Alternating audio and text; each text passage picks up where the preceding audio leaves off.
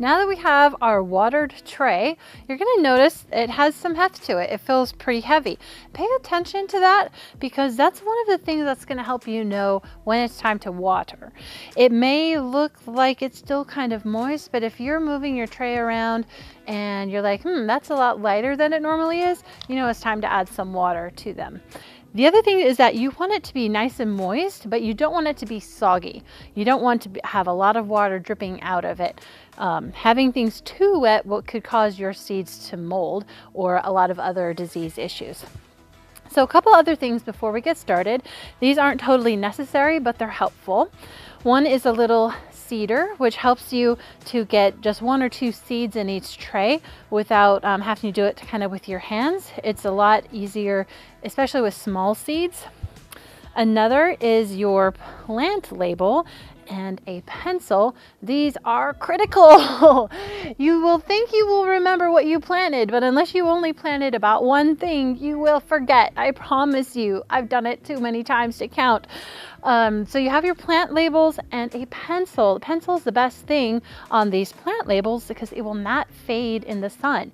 So what I like to do is when I pot these up or take them and transplant them out into my garden, I will then keep these same labels going with them. And even at the end of the year, I can still read them. Whereas if you did a marker, which is what I started using when I first started doing this, it fades. It fades really fast, and then you'll wonder what you planted there. It's not very helpful. The other thing that is helpful in planting is called a dibble. This is the first year, this is sort of a mini dibble, but this is the first year that I've had an actual official dibble. Normally I just use a little piece of rod or dowel that works just fine. A pencil even would work. And what this is going to be used for is actually to make the holes where we're going to plant the seeds. Now there's a question about seed depth. How deep should you plant your seeds? Well, usually on the back of your seed packet, it will tell you approximately how deep to plant your seeds. So this one says actually sow on the surface of the soil.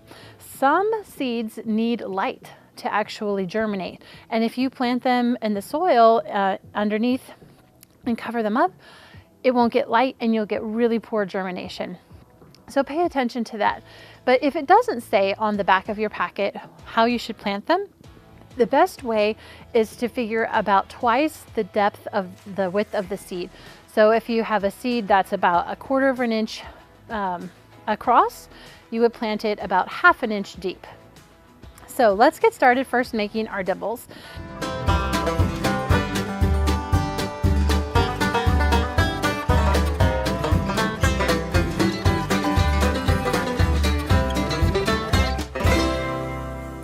Now we have our holes in the soil where we're going to plant our seed.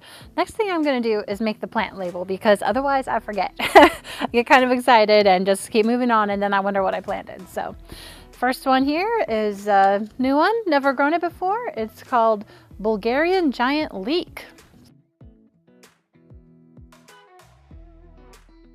Another benefit of using pencil, when you mess up, you just erase.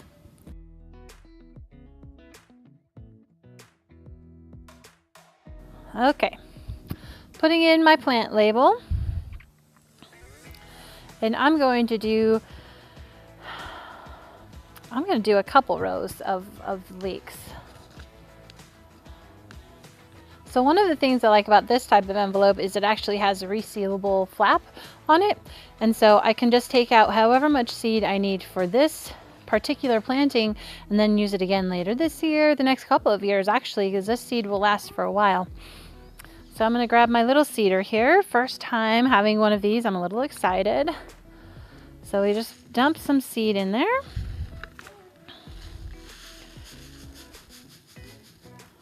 That's plenty. Then we're going to put the seeder cap on. At 0, it's not letting any seed out at all. And then there are different size holes for different size seeds. So I'm going to scoot that back. And I think this is probably going to be about a 2. And then I'm just going to, there it worked just like that. I don't know if you saw it. But a couple seeds just fell out just like that. And then go a couple more. There we go. Actually, this little tipping motion is pretty handy. I'm really liking this. I've never used it before. So it's actually giving me more like two or three, more like 3 or 4 seeds in a thing. If I was more careful, it'd probably be less. But I always kind of double plant anyway because I have plenty of seed and I don't want to come up later with something that doesn't have any seed at all. Excuse me, any seedlings at all. So we'll take this off, dump this back, and I have to say that was actually a lot faster than just using my fingers, which is what I've done in the past. So we've got our leek seeds. Now these are the ones, remember, that said that they were going to germinate. They need to be on the soil surface, so I'm not going to do anything with them now. Once they start growing and they've grown up a little bit, I'm going to kind of tuck them in a little, but for now I'm just going to leave those open so that they get the light that they need to germinate. So next we're going to have arugula. I've also never grown arugula. Probably lots of you have. It's also known as rocket, I think primarily in England. I think around here we usually call it arugula. But it's called rocket because it's supposed to grow super fast. So I'm going to make my little seed label. And I'm going to do 2 rows of this one as well.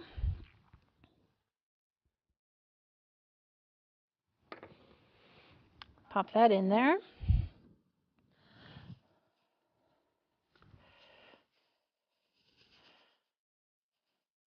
Get some arugula seeds.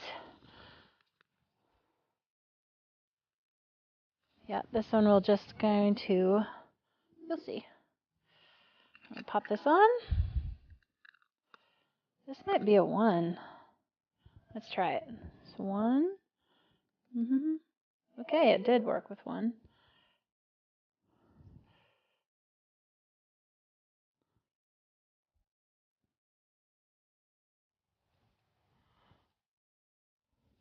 Sometimes you have to tip it back a little to remove a seed that's blocking the way.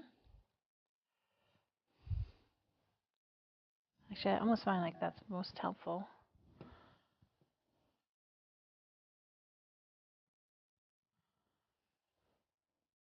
Yeah, I'm going to do 1 more over there. Perfect.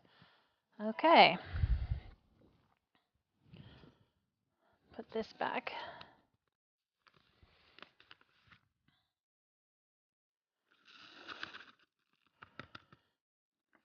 Now this one, since according to the seed packet and to my knowledge it doesn't require light to actually germinate, I'm going to go ahead and kind of close up the little holes that we made with the dibbler.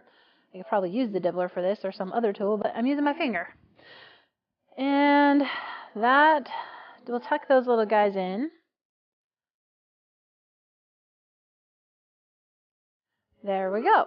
Those are all set. Now we'll finish seeding the tray here. I'm going to try 2, 3, 4, 5. Okay, perfect. I can still put all of these in. So a couple other ones I'm trying. This was a brand new one for me. Cabbage Violaceo di Verona. Isn't that beautiful? It's got these purple streaks in the cabbage. I normally don't grow cabbage because I hate dealing with cabbage moth and cabbage caterpillars that come on them. But I'm going to give it a try this year. And then we've got the blue curled Scotch, traditional. My husband loves kale, so we plant a lot of that every year. Landis winter lettuce. I've never tried that either, so that's a new one for me. Lettuce devil's ear lettuce, also new for me. And this, Mizuna Beni Haushi. I have no idea if that's how you say it, but it's sort of like a purple dandelion type looking thing. And I've never grown that, so we're going to plant these this year. So here we go. We'll get these planted.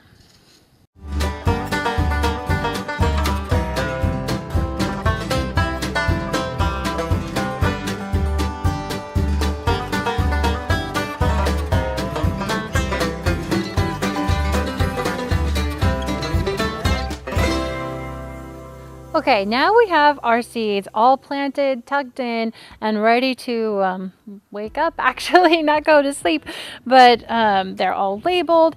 The most important thing at this point is that this not dry out. You do not want it to be too wet, but you do not want it to dry out.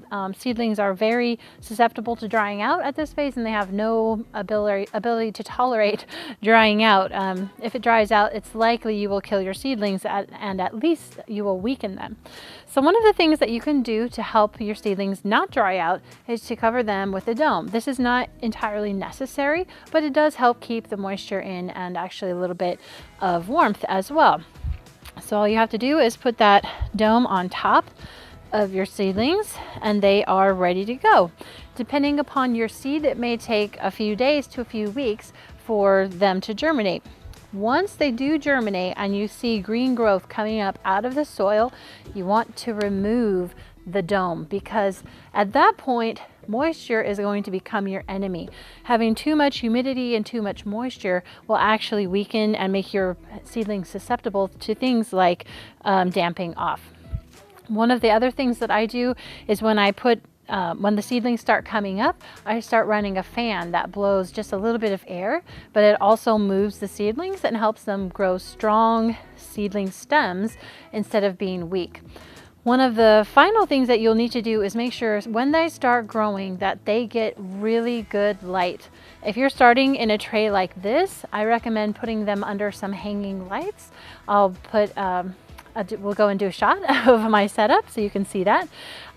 Or if you're just doing them in little containers, you can do it on the windowsill or under a lamp, anywhere where they get really good light. However, if you do set something on a windowsill to get light, you need to make sure you rotate it, because the seedling is going to lean toward the light and you want them to grow nice and straight. So make sure that you rotate them every day when they start emerging from the soil. This is my seed starting area. I have some lights hung underneath the shelves on this wire rack, and then I just stick my seedlings under there and they get really good light. I recommend a setup like this if you are serious about starting your own seeds. This cost me about $100 to put together, and I just assembled it myself. I zip tied the lights to the undersides of the shelves, and it was a lot cheaper setup than many that I had seen in some catalogs. So if you are interested in one way to set up your lights, and this is one system.